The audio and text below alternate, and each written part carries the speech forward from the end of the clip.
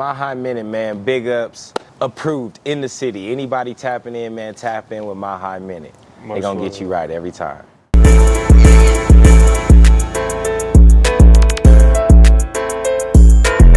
My High Minute, #1 blog in the universe, man. Today, we got a very special guest. We got Uncle Kenny, Kendrick, AKA Uncle Kenny, founder and CEO of Rocky Mountain Music Management. He's also with The Face Entertainment. How's everything going, man? Man, another day, brother, another day. Enjoying this beautiful day. Hell yeah, man. It's fall, but it's nice and sunny. Got a little wind to it. So first off, just give a brief introduction, who you are. Originally from Colorado, or where were you born? Yeah, so originally from Colorado, Aurora, Colorado. Okay. Went to Rangeview High School. I live in Buckley, baby. Only child. Mom raised me. Pops was around, but you know they went their own way. Yeah. And really, man, played sports in high school. Rapped in high school. I was rapping when I was in high school. That's kind of how like this whole journey started. That's pretty much the basis of where I came from. I was a fat kid. Okay. Oh, really? I used to be a fat kid, bro. I used to be a fat kid, bro. And that. You can't see it now. I'm like, Nah, you can't see it now. Yeah. You know, that's a big change. And, you know, that was just the effect of going through sports, eating, all that stuff. So, but yeah, no, that's what I did, man. Did sports, rapped, kicked it with the gang in high school. That's pretty much it. Okay. So would you consider Rangeview, like that area, like Southeast Aurora, or what part of Aurora would you consider that? South Aurora. South I don't Aurora. even be thinking about the direction. Right, just Aurora? Yeah, just Aurora. You know which area you be by. Right. So that's how I look at that. But Okay. Now, did you live anywhere else besides Aurora, or just? Nah, I straight mean, Aurora? I've pretty much been in Aurora my whole life. You know, I've lived in Denver for like a year. Okay. I lived in deep Inglewood, like Centennial, for like 3-4 years. Okay. But still pretty much active in Aurora. Same shit, so. Okay. What year did you graduate Rangeview, if you don't mind me? 2010. Okay, 2010. Yeah. And then you said you played sports in high school too? I did football. Okay. Baseball, mainly football. I did baseball for a year. I was left field, but that was boring. Freaking boring. Yeah, baseball. Oh, I lost my freaking mind. I was like, yo, hit the ball my way, please, bro. Fielding. But I did that, rugby. I could never make the basketball team. Damn. That shit sucked. You tried out though? Yeah. I would always try. I tried out for like the first 3 years. In my last year, I was like, I'm good. Right. I'm good. How were the sports that you played in? Because I know Rangeview, they had a good basketball team. I feel like they've always had a good basketball team. Oh, yeah. I always had hoopers. Shoot, football, we was all right. Decent. Like, my freshman and sophomore year, we were better. My junior and senior year, we were better, but not as good as my freshman and sophomore year. Oh, okay. So, but it was cool. Like, I was never really into sports as far as for thinking I'm going to make it to the league or anything like that.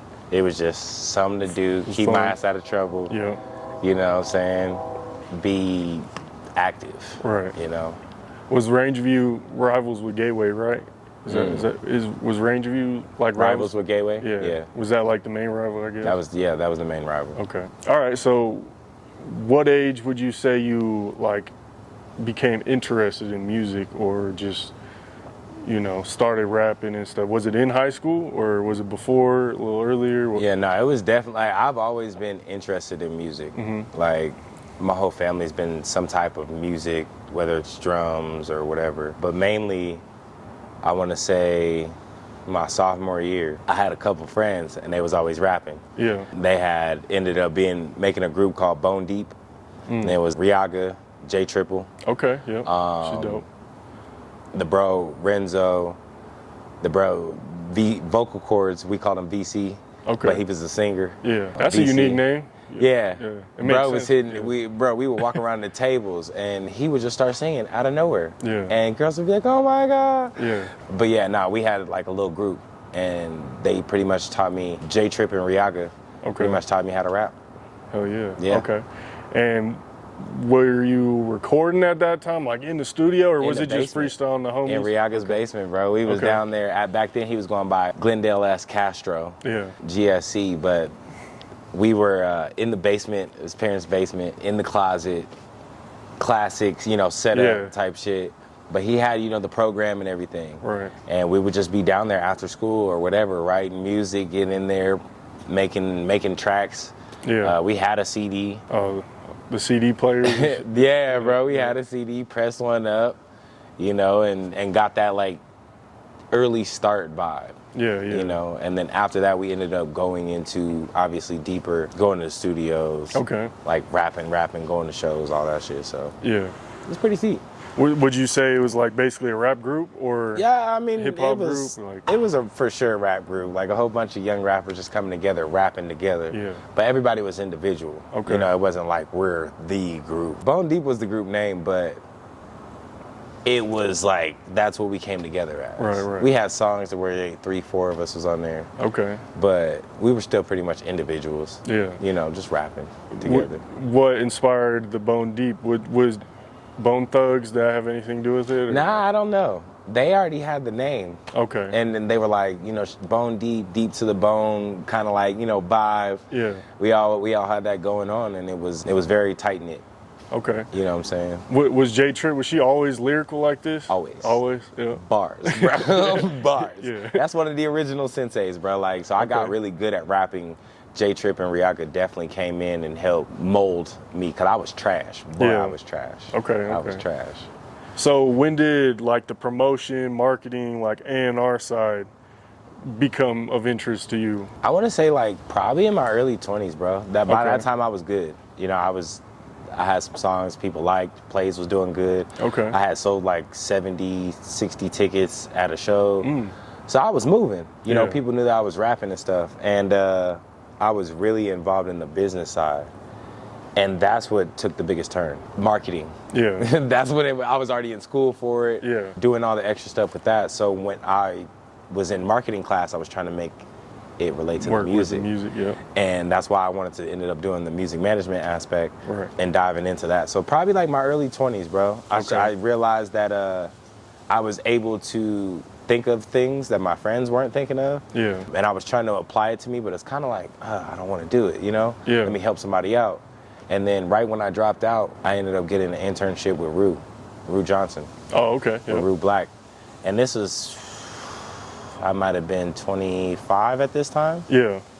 And at that time, I was still kind of rapping, but I was able to, because she was doing shows like the Test Kitchen. Then she had a couple other things like the Summer Mixtape, the Black Summer Mixtape. And me and Triple had got on that with the song before. Okay. And we were like, okay, this is a good move. We got somebody in the city who's doing it for us, the locals. And so I ended up getting an internship and stayed there for like 2 years. Okay. And just help plug in the bros through events I heard were coming up, or we had the platform, obviously, Test Kitchen. They wanted to get on that, so I put the bros on. So, yeah, that's pretty much how it started. And I never really turned back. Never really turned back after that. Okay, I got 3 questions. They're all pretty different, so I'll just one by one. I want to, you touched on how you related college to music. And I feel like that's important because I feel like a lot of people who are artists, they automatically assume like, oh, I don't need to go to college, or how is this going to help me? You know what I'm saying? And they're right to a certain extent. You know, it's a lot of time. There's a lot of BS classes you're taking for no reason. Right. But there's also the other side of that, which I've seen personally. You know, going to school is like I've taken a lot of business classes, marketing, different classes that have actually helped me with my business, networking, different stuff like that. So how were you able to, I guess, intertwine, you know, the music career with college, and like how did it benefit you at that time? Bro, I realized I was around people all the time. That's how I was able to sell my tickets and really get the stuff out. So I was just thinking ahead. And even how I started at the tables. We was at school. Every time we had a new song, guess who I was telling? Everybody at school. Talk to people, man. I was just talking, and I'm a talker. Right. So it's not unusual for that. Yeah. And that's how I related the two as far as for being able to connect the two. Right. Especially because I was in marketing. How can I make the back end business make sense? Right. And owning a song, learning more about, you know, my ISRC codes. Oh yeah. All the extra stuff. I still need to figure that. Bruh, and it's something you got to take the time to go educate yourself on. And that's where they call the music business. Right. It's the music business for a reason. Right. And that's what you got to educate yourself on. And I did all that as an artist. I was just reading, writing, paying attention, trying to jot down notes, and it all made sense. So, did you meet like people who are still in the music business today, or are you friends with anyone who's still in the scene that, you know, does music? Or like since I started, when you were going to college for music, did you meet like anyone? Nah, I wouldn't say I really met anybody that I didn't already know. Fair enough, yeah. You know, coming into Metro, coming from high schools and just being around, I was an outside kid, so I was always somewhere. So I came to spots to where I pretty much knew people already. I might meet an occasional person or two that might have been from another state and just got out here, but not really. You know what I'm saying? Like, I didn't really start meeting people till after I dropped out. Right. And then work, I ran into a couple people at work, you know what I'm saying? And I've put them on some stuff, and then years later, we're still tapped in type thing, so. Okay. I also wanted to touch on, you brought up Rue, and you said you did an internship with her. I've heard that people say she's like a huge gatekeeper in the city. I don't know if she still is to this day, but over the years, like, she's been heavily involved with the music scene, and how did she impact your life, and, you know, what kind of value do you think she brings to the scene, and what's your opinion on her and like your relationship with her to this day? Yeah, nah, bro, like Rue definitely, she wasn't a gatekeeper. She was just making shit happen that most people didn't care about. Okay. Especially at that time, like nobody cared about putting on local shows with certain opportunities or certain plugs that I was seeing, like she was doing, you know? So that's something that at that time, she definitely like played a major role for the city. You had other promoters or people who were throwing events, but they weren't throwing local artist showcase, trying to bring or have people out here, just in general. What she did with it, don't know, like as far as for, you know, gatekeeping aspect. Yeah. But I don't think you can really gatekeep in a city that doesn't have much to give. Right, right. Yeah. It's like the gate's like the gate's this tall, or it's this wide at least. Even if it's tall as it's not that long. Right. Just put in a little work and you'll get to where you gotta go. You know, you just choose to go on this path. Right. You know, and I feel like that's where a lot of people, especially artists out here, we're in the C market when it comes to the music. So when you do have C market? Yeah. Okay. You know how hard it is to get bigger artists to come out here because they don't realize we're a C market. The value, It's not Atlanta, I can tell you that. It's not Cali. But even on the local aspect, these are the resources that it's expanded since then. Right. You know what I'm saying? It's definitely expanded since then. But Rude played a big part. Like Test Kitchen really shook up the city. Okay. At that time. There was a couple other ones, you know, that were going down. I can't really remember them, but she really organized and helped structure that to be something. Yeah. But I mean, outside of that gatekeeping aspect, I don't see too much. Can't really gatekeep in a city that ain't got much. Right. So, again, I can cut this part out if you want, but just to be transparent, I've never really met Rue. I did see her one time at it was the Steve Lobel event with GBL. She was one of like the hosts, like interviewers that interviewed him, or like she was part of the panel type thing. I don't know if you were there, if you remember that. Steve Lobel, he's worked with like Nipsey Hussle, Eminem. I think Mike brought him out for a showcase. It was pretty dope. But anyways, she was one of the people on the panel. So that's the only time I've ever seen her in person. Never met her, never really had a conversation with her or anything. But what happened like a year or two ago, you probably know where I'm going with this. Like people were talking crazy on Twitter and Facebook, everywhere. Do you want to give an opinion on that, or what was that? Because honestly, it's weird me being the media dude, like you'd think I would know, but you're like, I don't know what the going on. Yeah, I was kind of lost in that situation. So do you feel like she kind of was unfairly judged, or do you feel like there was reason for that, or what's your opinion on that? And again, I feel like, I mean, with anybody, you know, I feel like there's always reason, or there's always substance on why people act and react. Right. You know? Because there was like a diss song and everything. There's a lot of extra shit, bro. I was like, whoa, this shit is wild. But I'm very great at staying neutral. Like I stay so neutral that I be like, look, I ain't never had no problems with her. Yeah. You know, I've seen and heard, you know, same thing, you know what I'm saying? Like I've seen and heard it since I've been an intern, as far as for maybe seeing certain situations or certain problems. But as far as for the grand scheme of things, I'm like, it's it's a thin line between people hoping that somebody was going to change their life instead of putting work in for some things. Right. And that's what I see it from the artist's perspective. As far as for everything outside of that, I don't know, nothing else. Right. I do know it was a wild week. That week was wild. I was like, whoa. I was like lost. I didn't know what was going on. I had a couple people text my phone like, yo, you see Facebook? I'm like, nah. And then I went to go check. I was like, oh shit. Yeah, they just this shit status, tweet, bro, everything. Going crazy. Yeah. But yeah, no, I mean, I don't talk to Rue to this day, but if I were to talk to her or hit her up or whatever, it'd be a regular shit. Like, how are you? You know what I'm saying? Like, she helped kickstart what I've gotten to today. Yeah. You know, she was a person who seen whatever opportunity I had, you know, given certain roles, starting at certain spots. She gave an opportunity. Like, I'm looking to get an internship opportunity because that's how I gained mine. Right.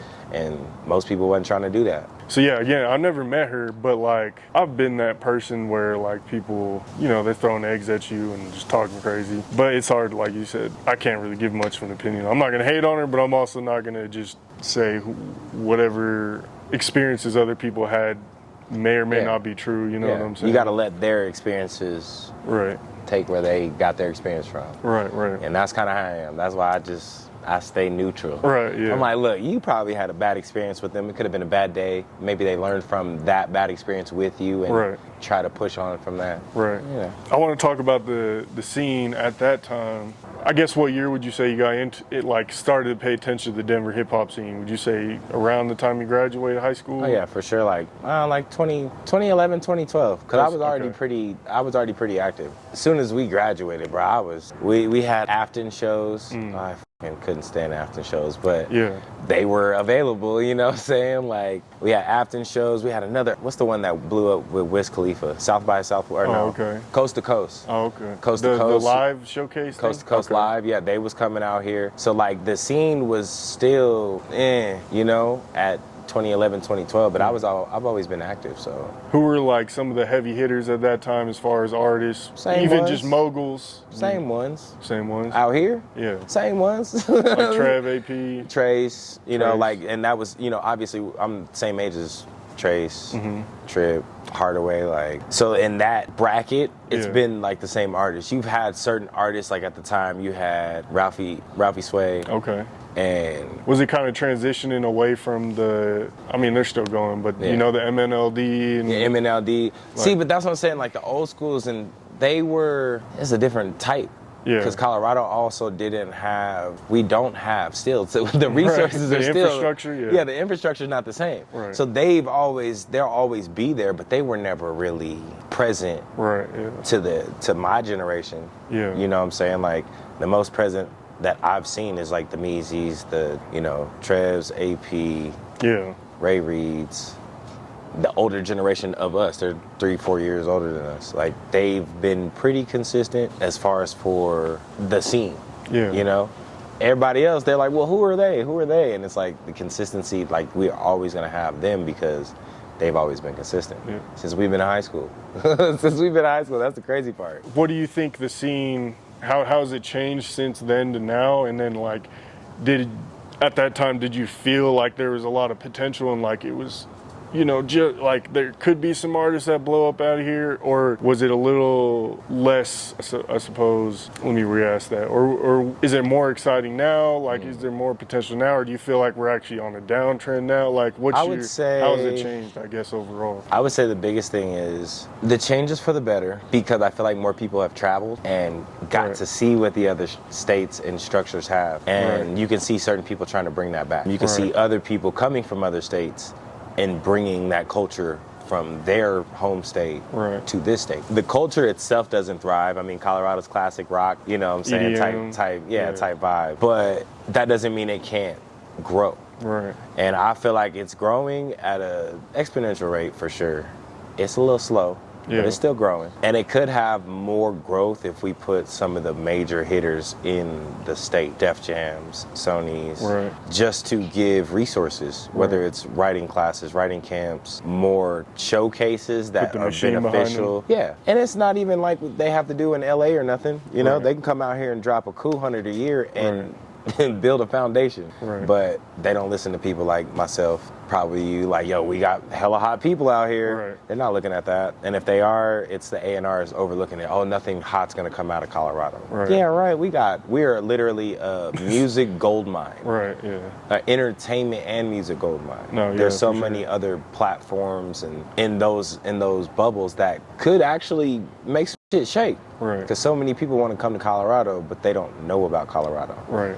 You know? So would you say it's more the responsibility should more so be on the artists for like putting themselves out there and just going to these labels and taking those chances, or the labels themselves coming out here and taking chances on the artists out here? If the labels came out here, because it's a fall of a lot of labels right now. Yeah. So if the labels came out here, they could literally scout consistently Right. and not run out for years. And that's because we have an abundance. Right. It's like a whole bunch of fish in a undiscovered. smaller pond.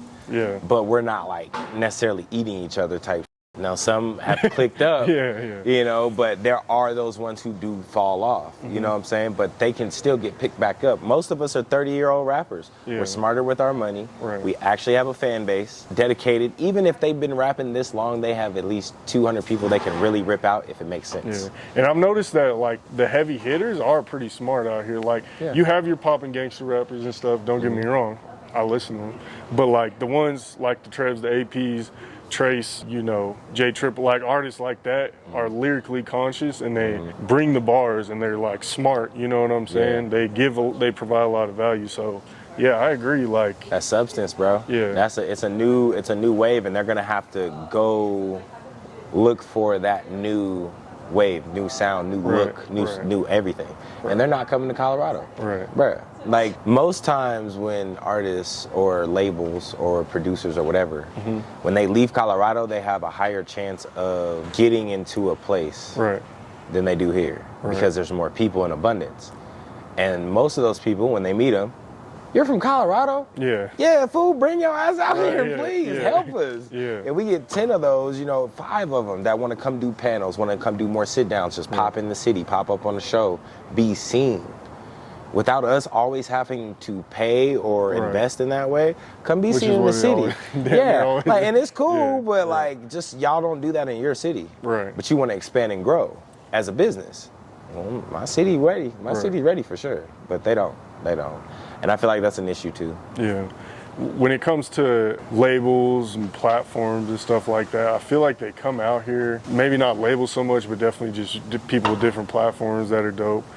But like you said, it is kind of like a pay to play, which you understand to a certain extent, but yeah, they shit on the city tough. Yeah. They're like, oh, you're not LA. Right. They you do. Come here and smoke all the weed, go to all the fucking ski resorts, come to the Boulder jugging now. All of a sudden, now y'all just want to be here, Everyone but you don't want to come fans, to Denver. Right. It's kind of backwards, but It's an interesting dynamic for sure. I don't know. I guess it's the fun state they can duck off in. Right. Man, there's so many artists out here that like from Chicago or wherever that I'd be tapping in with. off. Yeah, they'll come out here, tap in, but just like you said, they'll just be cooling. Chill. They don't want to work. A lot of them do, but there's some that don't. They just want to get high and chill go to the mountains sometimes. or something. Yeah, go to the mountains. I ain't never been in the mountains, bro. Yeah, every Like, time.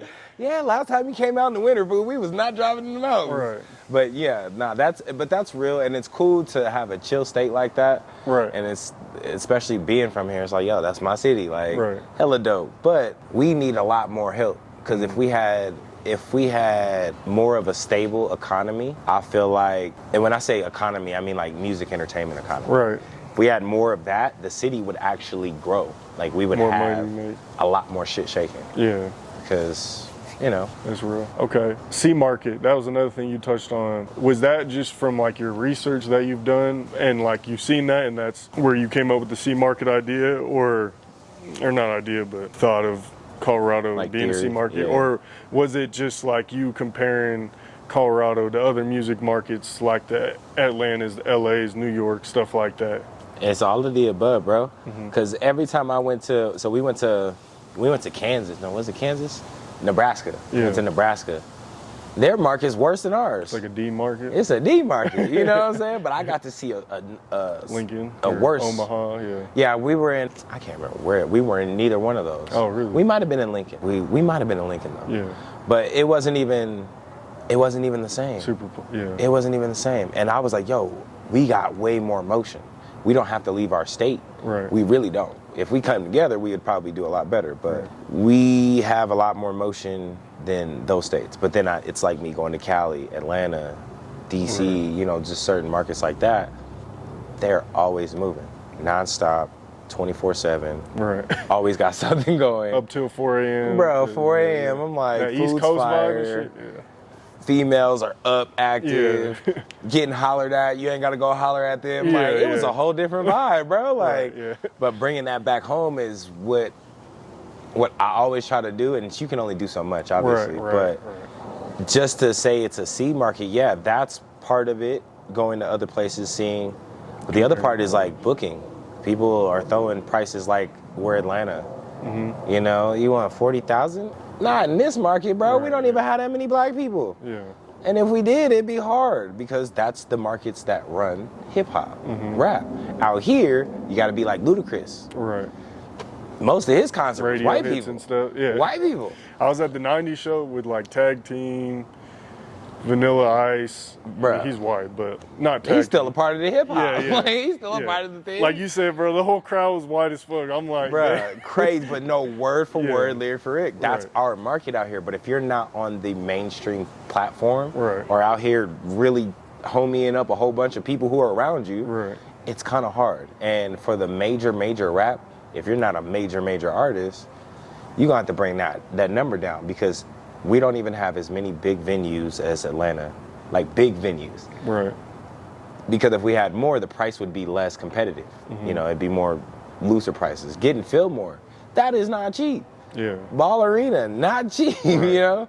We don't have too many in-betweens that are known or accepted.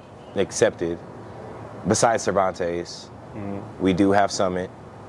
Still Red not Rocks that is big. legendary, but Red Rocks, 16,000 people, bro. Like, that's 2 or 3 major heads. Yeah. Not unless I'm AEG or Live Nation. Right. So it's like, that's why I say we're a C market, because we could be a B market if we had, I would say, influx of the right artists or the right people or the right venues. Is it like more so based on just the entertainment aspect and like booking artists for shows when you talk about the C market, or can you also include like the talent out here as well? No, I would include just for the booking, and that's just for the hip hop. Yeah. Like, because EDM and all them, they would go crazy out here. Yeah, and They're selling going out crazy. the Broncos Stadium and stuff. Yeah, crazy, bro. But that's worth that type of an investment if you have that type of an investment. Right. But like, as far as for the local aspect, I don't believe we're a C. I believe we are based on resources, but not on talent. No, definitely not. On talent, we're definitely keeping up with every other coast or major, you know. What do you think it is then? Is it just the lack of resources and infrastructure? How do you get better in sports? How do you get better if you don't have the same gym and facility that USC has? Right. You got some nice guys, but their training and what they put into it, because their resources are different, are gonna make their guys just a little bit better. Right. They might not even be as good as me or just about the same, but because they have their parents, you know what I'm saying, helping. Hey, we got new uniforms. Yeah, Shout out to what's his name, Dad. Right. Yeah. Okay, he's playing more. You know, so that's true. It's political. It's political to that fact too. When you look at, I don't know how you say it, when you look at investments, like how are you investing into, and I also believe because there are a lack of people who are willing to invest, the resources aren't really coming because they're like, oh, they don't have. Well, we don't know. So how are we supposed to know how are we supposed to have if we don't know? Right. But if we had a Def Jam headquarters out here, Midwest, it takes just one. Right. I bet you that headquarters would be flocked every single day for a year straight. Well, I mean, you even see it like anyone who comes out here, use Mile High Minute as an example.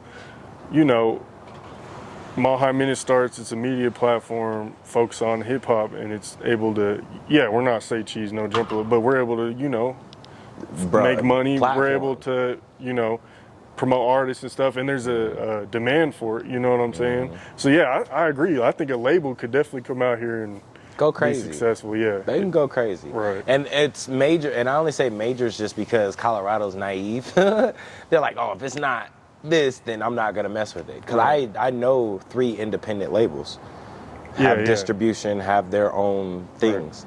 But since it's not a major, they're like, oh, I don't want to mess with that. I'm like, it's ignorant. It's ignorant. But it is what it is. Do you think that the fact that like people don't want to sign as much to labels, that they're kind of hurting themselves by not wanting to sign and just be the dude who's like, hey, like, let me just bite the bullet for the team. You know what I'm saying? I don't know. At that point, it's a lack of education. Yeah. Because you don't have to sign a 360 deal. You can sign a recording deal. True. Okay. You can sign a publishing deal. If you're nice with the pen, they might be like, well, motherfucker, you trying to write? You know what I'm saying? A lot of people, it's pride and a lack of education. But so when Trev signed to Cash Money and now he's, you know, got writing deals and stuff like that too, but do you feel like that was major for the city, bro. Yeah. That was major because it still shows if you were paying attention. And luckily, I've been close to that circle. Like me and Hardaway went to high school together. Yeah. That's my bro. So I've always been around them. And just to see that happen, no matter how it turned out, it still opened doors. It gave him insight. It gave him an opportunity to take what didn't work out for him and catapult it to where he's at now. You know what I'm saying? You see his post the other day about having the right team to put you in the right spot. Now he's writing, doing shows, getting paid for this, sponsorship. Right. It was something that if he didn't have that, would he still have that? Probably, because he would have put himself in different rooms. Yeah. But even having that and showing that, hey, I'm from here, go outside of the state, find somebody, show your talent, you can easily get to the next level. Right. But it does take money too. No, for sure. It does take money too, bro. You gotta have a good investment. Yeah. You know? You gotta be willing. I feel like a lot of people fail at like not being willing to invest. Like we all trying to say we all got bills to pay, but at the same time, like that money's gonna come back. You gotta put up or shut up. Yeah, like if you invest, like it may not come back overnight, but it'll come back somewhere, somehow. You know what I'm saying? Okay, boom. I invest in this relationship. Maybe I didn't get that much on the YouTube video, but just having that relationship led me to meet this person. You know what I'm saying? And then I made some money with this relationship. You know, it's a interesting game. You know, the entrepreneur life, bro. Yeah, yeah. And it's something that goes back to opportunity. One of my favorite quotes from Eric Thomas, E.T. the hip hop preacher, is a man who does more than he is paid will always be paid for more than he does.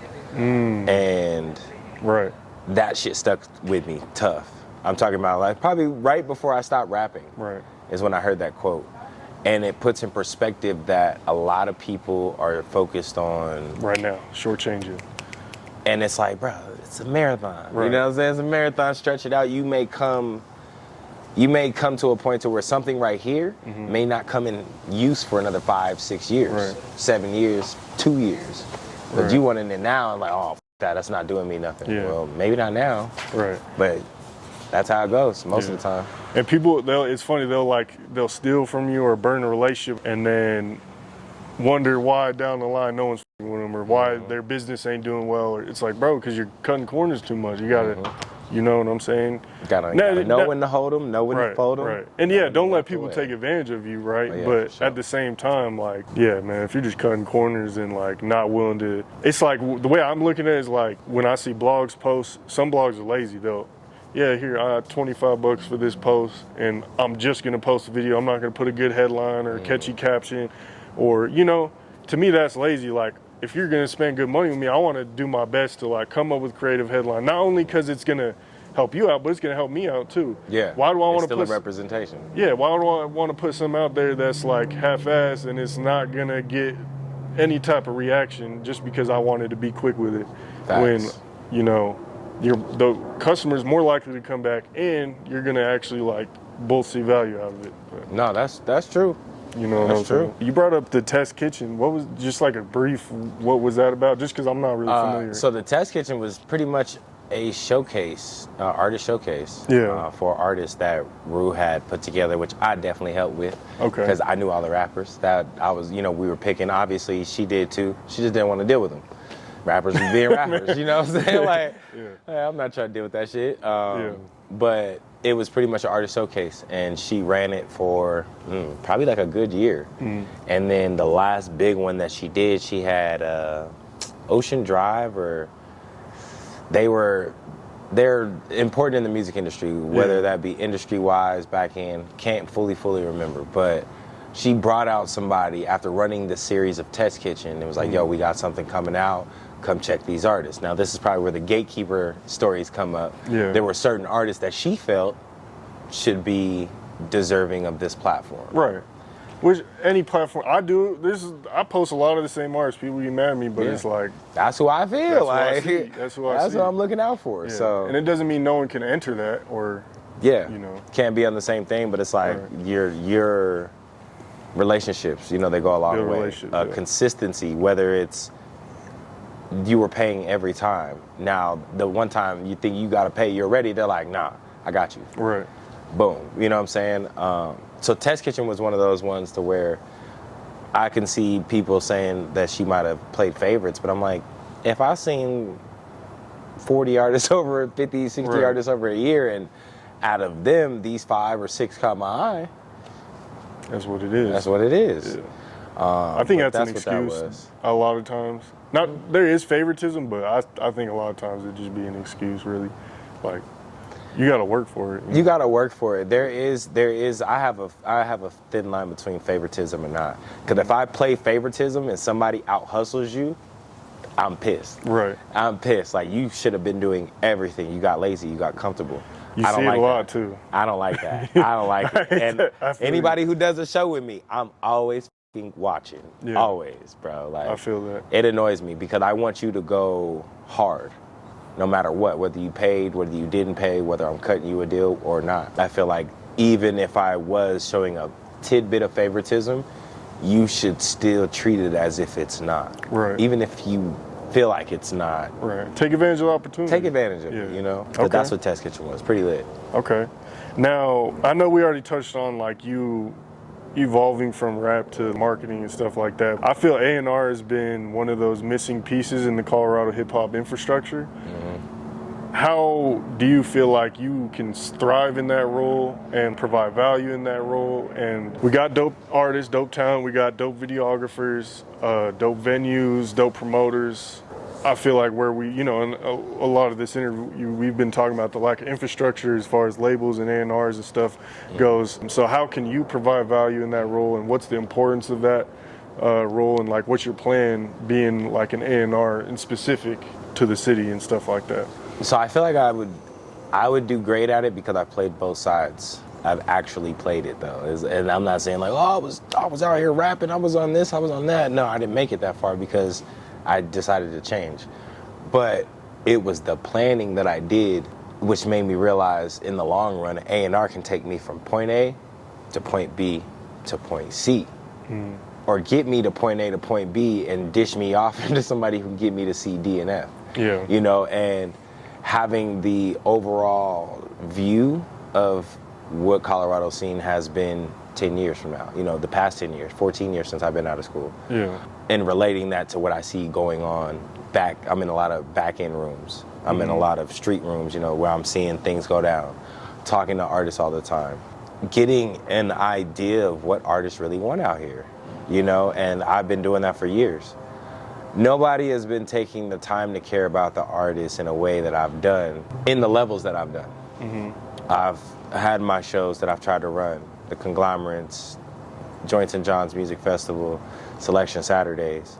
These were all events based on artists, based on them giving their all to an opportunity that's providing them something, and that's a platform to do their art. As an A&R, I feel like now that I'm in a lot of these back rooms, I can push a lot of buttons. Yeah. But they have to come packaged already. And if I can't get them packaged or get them right, then that's where I would fail. But trying to get them packaged and get them right is something that people aren't doing. Yeah. They're playing a role of a manager, or they're playing a role of a videographer or something else.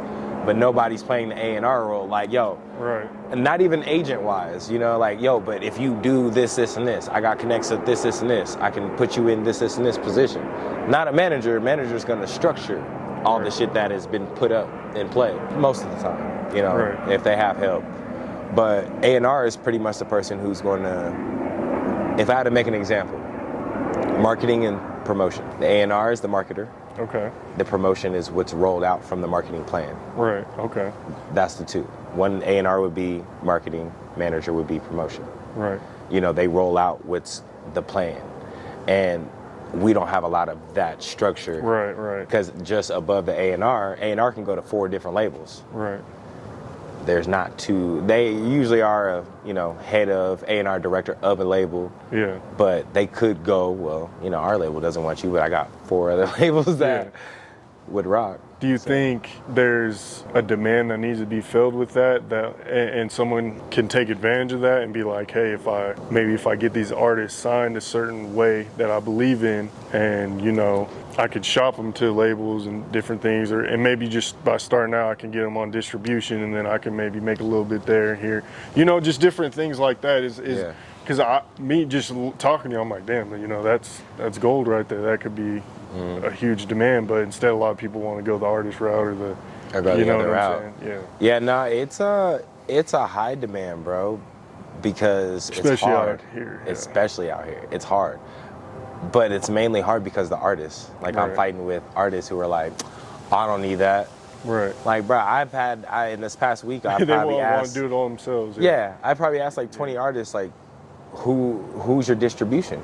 Right. And then they tell me, and I'm like, I got a distribution that's more local. You can come talk to us. Yeah. Like, we can actually talk with you and work you into stuff, work you into places that are not overstuffed with artists, such as the mainstream, the Empire.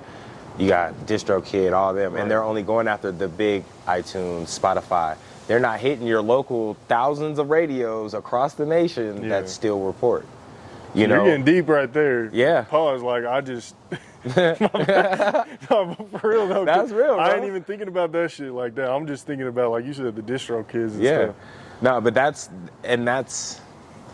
why I be like, it's the way I think. You know what I'm saying? I'm like, yo, if y'all just listen, I promise. I got 5 or 6 friends to where, like, I'm a great consultant. Whether it be business or anything, but that's one of the things in music. I'm like, yo, there has to be a different approach. And I feel like in Colorado, there's a view that is obstructed for some reason. And if it's not a major of any kind, it gets downplayed. And I think that sucks because in Atlanta, there's a whole bunch of not majors making a whole bunch of not majors a lot of money. Right. They're making $250 a year at a label you ain't never heard of. Right. Because their distribution's great. They're pushing the artist the right way. They have a plan, and that gets overlooked out here a lot. Right. And it sucks because a lot of artists want to be in these positions, but it goes back to budget. But you don't have $3,000 a quarter, 4 times a year to go out of state, get on a show, whether it's a big one or a small one, at least twice a year, I think people be too worried about like the money in that moment rather than thinking about like the value that money will actually bring. Like, for example, I'd rather just pay someone to edit this video and just, I'm gonna have to eat that charge, right? But the only other option is me spending an hour or 2 on this video, which I'm not gonna get back, you know what I'm saying? So in this case, it's like, you could do the marketing yourself as an artist, but is it gonna be as valuable? How much time are you gonna be putting into it, That takes away from the artistry. Right, so, I think that's great. That's real, bro, that's real. So, you're involved with a couple businesses, not just a couple, but I'm just gonna bring them up so you can kind of give a little intro and or like backstory about them, what they're about. So you got RM3 Colorado, Exclusive, which is like a street and marketing team. RM3 is the music management side. You're also partnered with Black Kings, King Black, and The Face Entertainment. So if you kind of want to just break down, it sounds like they're similar and they work together, but there's differences between them. So if you maybe just want to give a brief breakdown of each business and how they all work together. Yeah, bro. So RM3 is my original business. That's my baby. That's the first business I thought of 6.5, 7 years ago. It ended up being a marketing promotion company because of how I branded it, getting put on the white party in the first 1.5 years I had it, getting put on club events, stuff like that. And I would just run up on the bros and have the bros with me, but I would run up on the promo bros. They all be seeing me like, oh, what's up? We drinking. And then I'd be like, yo, let me get some flyers so I can go out, because I was an artist. So if I had some shows to tell people while I was pushing my flyers or my tickets, I was able to take that in. And then over time, I quit doing shows like that, and I started focusing and would just have flyers. So RM3 had artists that I was helping with some of my events, but I was always out at the clubs pushing out flyers, letting people know what's what. Yeah. And people seen that because I was bringing people. And so it ended up turning into a marketing promotion business, but labeled as a music management. The Street Runners is the reason why I created that, is because I didn't want RM3 to be a marketing promotion company no more. I wanted to be Rocky Mountain Music Management. That's what RM3 stands for. Okay. And I realized at that point, I was gonna have to step my game up. And I don't want to label. I don't want to label. Otherwise, I would have just created a label. Yeah. Have my management company run the artists. Right. And my street team do the marketing. That's what I put it together for. And then Black Kings, man, it's me, my bro King Black, Avgrim, and Omelet. We pretty much came together. Yeah, pretty much came together like, you know, let's help each other. Me and King have the promo event experience, Av being the artist, and Omelet has his own security business. So that kind of just goes hand in hand. Yeah. Just learning from the previous businesses, learning from, you know, all the past mistakes and stuff, and bigger businesses. So I was like, yeah, you know, I'll go in with you guys with that. And it's a year old as of August. Okay. So that's still new. You know, still new. And with the Face Entertainment, man, Eric Harris, man, that's my dog. Yeah. That's my dog. I had first met him when I was doing Street Team 5-6 years ago. It was one of the black parties. He had London B and somebody else, but it was in Colorado Springs. And I was known for doing the Street Team out here for like Kevin Kane, 3D, Alvin, and all them. Yeah. Doing that, and then with my guy Yak too with PMG. So all the people who were throwing the big events with the Black Party, all that, I was already doing that promo. So Eric was like, yo, they told me you do the Street Team. I had plugged in with him, ended up doing that over and over again, you know, customer-client relationship. Yeah. And we just started linking up though, becoming a lot cooler. And over the years, it kind of got to a point to where I was like, man, I'm doing this, this, and this. He's like, man, just come to the team. Yeah. Just come to the team. And that's, you know, the past year and a half, coming up on 2 years, I've been with the Face, you know, helping run the events, the Black Party, dealing with the A-list celebrities, curating marketing, trying to help the artists, you know, out here. I got some shit, I ain't gonna say it, but if you link in with me, I got platforms or things that, especially for the artists, that I'm adding to the Face, trying to help also get the artists on, plug in with the Face, plug in with Kush Alumni, you know, what we got going there. So that's everything, all my businesses in one, you know, me putting it together on a bigger scale, you know, doing the bigger events. That's really all it is, just on the bigger events. But that's my dog, you know, that's home team. He really came in, was like, yo, I see what you're doing. I see what you got going. You're always doing something. Yeah. Shit, come do that over here. You know what I'm saying? And it gave me an opportunity to really see it on a different scale, different level, and perspective as well. So. Okay. Yeah. And is the All Black Party coming up, right? Another one? Yeah. Actually, you know, I stay strapped. Yeah. I stay strapped, bro.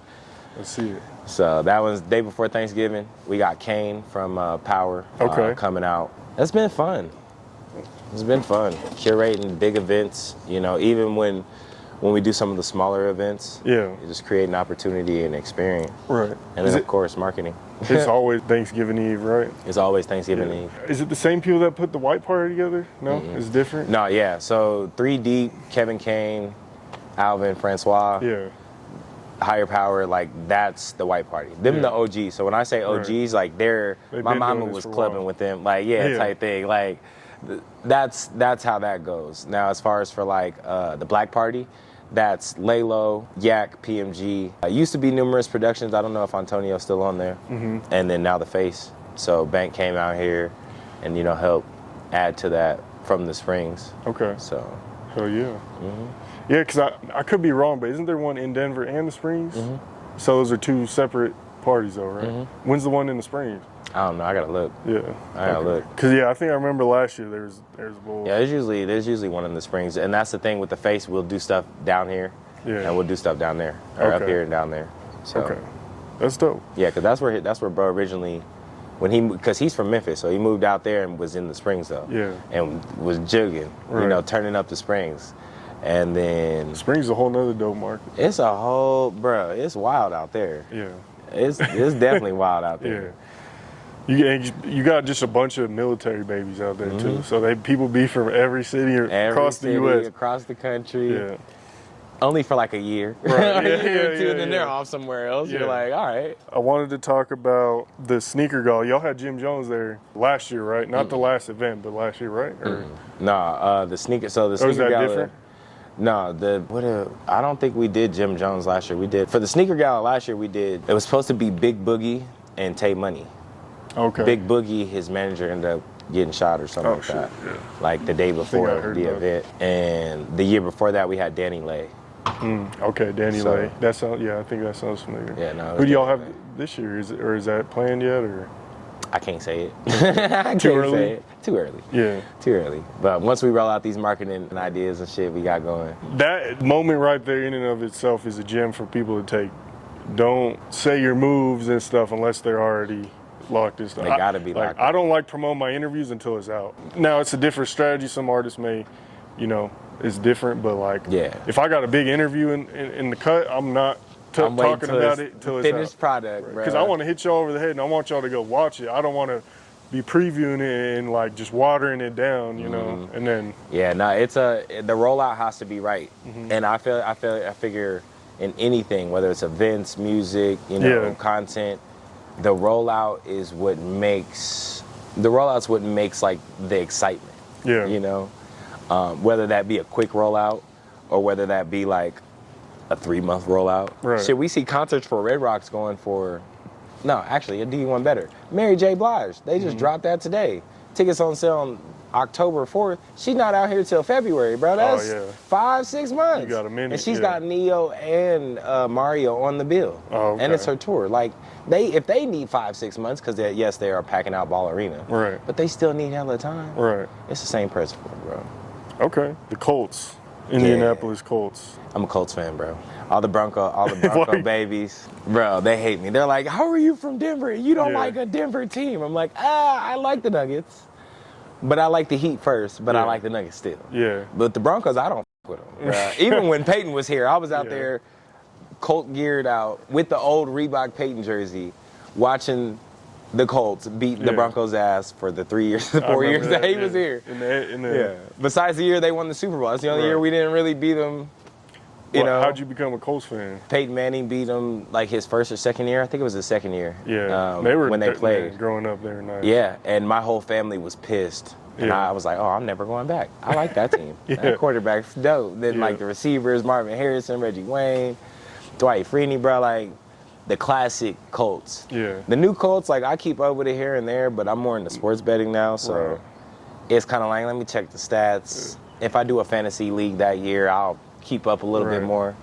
But the Colts is my team, though. Yeah, I feel I'll that. ride or die, even when we was trash. Right. I feel that. I'm not growing up. I was diehard Cowboys, Lakers, and then the rest of Colorado teams. But like, as I got older, I was like, all right, I'm kind of like, get kind of over it. I still cheer for them, but it's like, I'm not making the millions. Yeah, like, I'm not gonna go check to use on IR every week. And, Love me some football though. No, facts. I think that just about does it. Do you have any like other events coming up or any other last minute things you want to speak on that, Shoot, really, man, just any artist, whether you're in Denver, outside of Denver, hit me up. I could really bust a play, make a move, whether it's a big event, small event, curators I could tap in.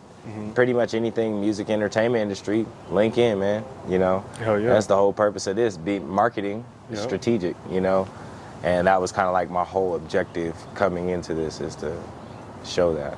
Right. Because nobody knows who I am. So I'm like, well, let me make it a little bit more apparent. Right, yeah. But yeah, no, that's pretty much it. Okay. That's pretty much it. You got any shout outs? Where can they find you at on like Instagram, social media, all that? You can find me on Instagram at UK the AR. It looks like UK the ear. But UK the AR. Pretty much any other social media, you can find me, Uncle Kenny. I'm pretty much gonna pop up.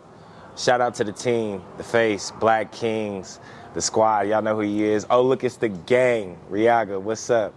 Man, all y'all know what's up, man. Holla. Hell yeah. Make sure y'all go follow Uncle Kenny on everything. Instagram, Twitter, Facebook, YouTube, all that, man. Links will be in the description.